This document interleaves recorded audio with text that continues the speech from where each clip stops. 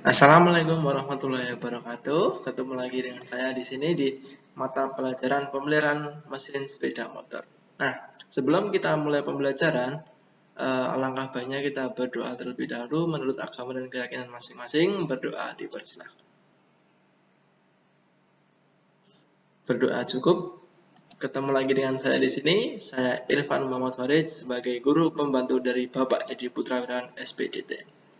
Nah, pada pertemuan kali ini kita membahas tentang 2KD. Yang pertama, memahami prinsip kerja sistem pemasukan dan pembuangan, dan yang kedua ada merawat secara berkala sistem pemasukan dan sistem pembuangan.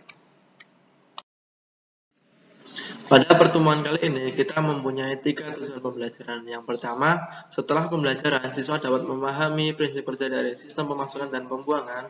Lalu yang kedua ada siswa dapat mengidentifikasi komponen dari sistem pemasukan dan pembuangan. Dan yang terakhir adalah siswa dapat merawat secara berkala sistem pemasukan dan sistem pembuangan. Oke, langsung saja ke materi ya. Yang pertama ada pengertian.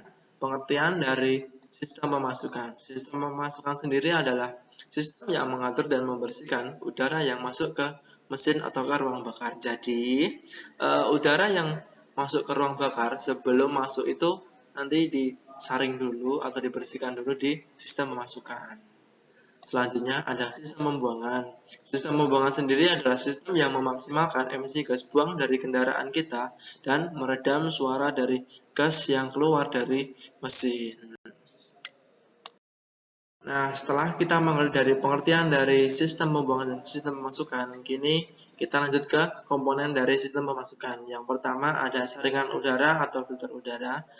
Filter udara ini berfungsi untuk membersihkan udara dari kotoran-kotoran atau debu-debu sebelum masuk ke ruang bakar.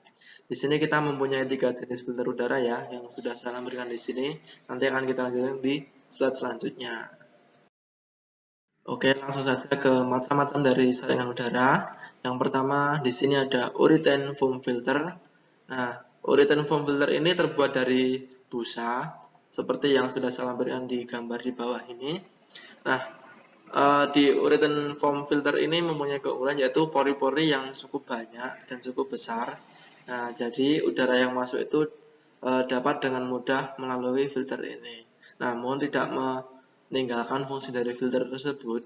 Di dalam foam filter ini juga terdapat oli untuk menyaring kotoran-kotoran yang ada atau yang ada di udara. Jadi kotoran itu dapat tersaring dan tidak masuk ke ruang bakar seperti itu. Ini ada gambar yang sudah diperbesar 15 kali dan diperbesar 50 kali seperti ini tampaknya. Oke, di macam-macam saringan udara yang selanjutnya ada yang kedua. Di sini kita punya filter kertas kering atau dry paper filter. Nah, pada dry paper filter ini mempunyai 2 sisi, yaitu sisi halus dan sisi kasar. Nah, sisi kasar berfungsi untuk menangkap atau menyaring debu-debu besar atau kotoran yang besar. Dan sisi yang halus itu berfungsi untuk menyaring debu-debu yang halus. Ini sudah saya lampirkan alurnya dari pemasukan udara dari saluran masuk langsung ke mesin. Nah, sini juga ada tampak diperbesarnya dampak dari filter tersebut. Ini kan di lapisan atas itu ada di lapisan atas ada filter yang kasar dan di lapisan bawah ada filter yang halus. Ya, di macam-macam saringan udara selanjutnya yang terakhir ada filter kertas perekat atau viscose paper filter. Nah, pada filter ini mempunyai pori-pori yang lebih besar dari filter kertas kering yang sudah dijelaskan tadi. Namun pada filter ini di dalamnya itu terkandung oli untuk menyaring atau menangkap debu-debu agar tidak masuk ke ruang bakar. Seperti yang saya lampirkan di sini fotonya. Nah, ini ada pandangan yang sudah diperbesar, ada juga alirannya. Alirannya itu dari atas ini masuk ke saluran masukan ini, lalu masuk ke filter ini, dan selesai disaring lalu masuk ke ruang bakar. Nah, daripada filter kertas kering yang tadi, filter ini cenderung lebih bersih karena sudah mengandung oli di dalamnya.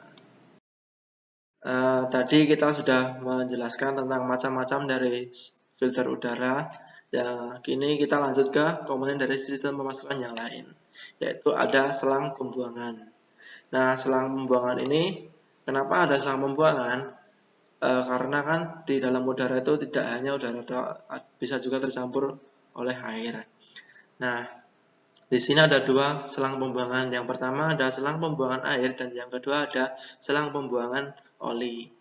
Nah, selang pembuangan air di sini berfungsi untuk membuang air yang tercampur pada udara yang masuk ke filter. Jadi, air tersebut tidak masuk ke ruang bakar, tapi menempel di dinding-dinding dari air cleaner housing atau rumah dari filter tersebut. Nantinya air tersebut akan turun ke bawah dan dibuang melalui selang pembuangan air ini. Dan yang kedua ada selang pembuangan oli. Kenapa ada selang pembuangan oli? Nah, karena kan selang pernapasan dari mesin itu juga dimasukkan kembali ke air cleaner housing atau rumah filter udara ini. Nah, saat dimasukkan itu kan pasti ada oli yang masuk juga ke filter udara. Nah, fungsi dari ini adalah membuang oli-oli yang ikut naik ke filter udara.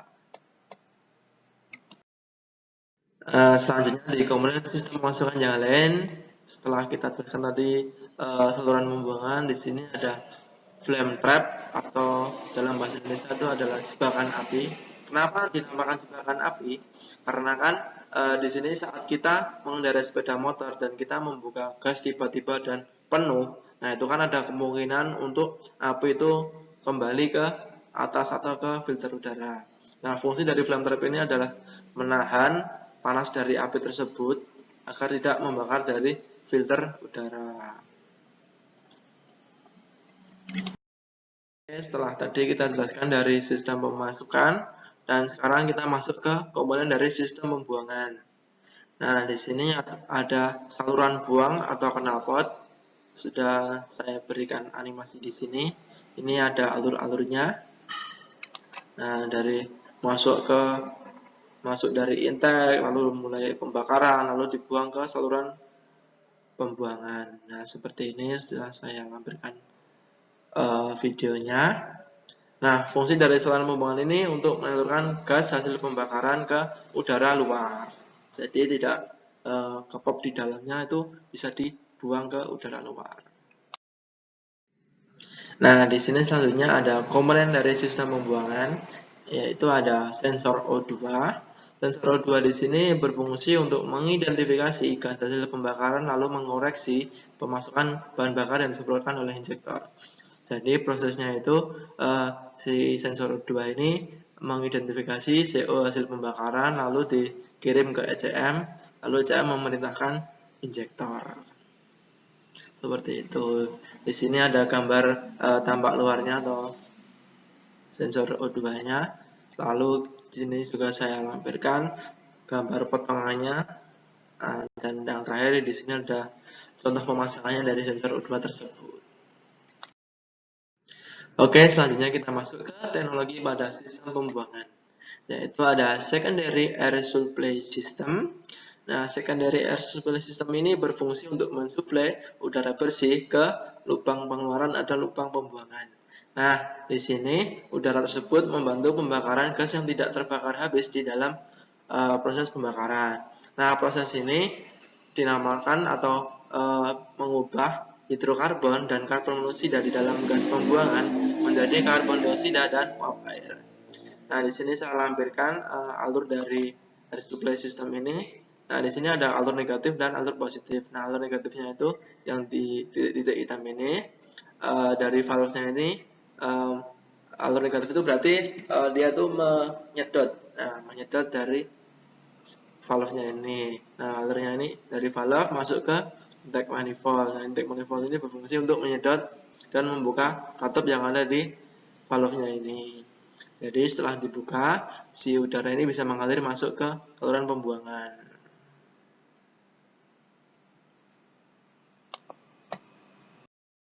Oke, teknologi selanjutnya pada sistem pembuangan yaitu ada catalytic converter. Nah, catalytic converter ini adalah katalisator yang dipasang di saluran buang. Fungsinya untuk menyaring hidrokarbon sisa pembakaran baik yang sudah terbakar maupun belum terbakar, serta untuk menyaring polutan yang lain yang dihasilkan mesin saat pembakaran. Nah, di sini ada contoh pemasangannya. Ini contoh di motor Versa. Jadi sebelum ke muffler itu di situ ada catalytic converter lebih dahulu untuk menghasilkan emisi gas buang yang rendah. Oke, tadi kita sudah membahas tentang teknologi yang ada di sistem pembuangan. Nah, selanjutnya kita berlanjut ke cara perawatan berkala sistem pemasukan dan pembuangan. Nah, yang pertama ada pembersihan filter. Di sini ada filter kertas kering yang sudah kita jelaskan di awal tadi. Nah, caranya itu cukup gampang. Nanti kita menggunakan blow gun atau bisa disebut air gun. Nanti kita tiupkan dari belakang. Dari belakang itu arahnya sudah saya gambarkan di sini. Ada naik turun, dan juga ke kiri kanan. Nah, di sini cara mendingnya itu gampang.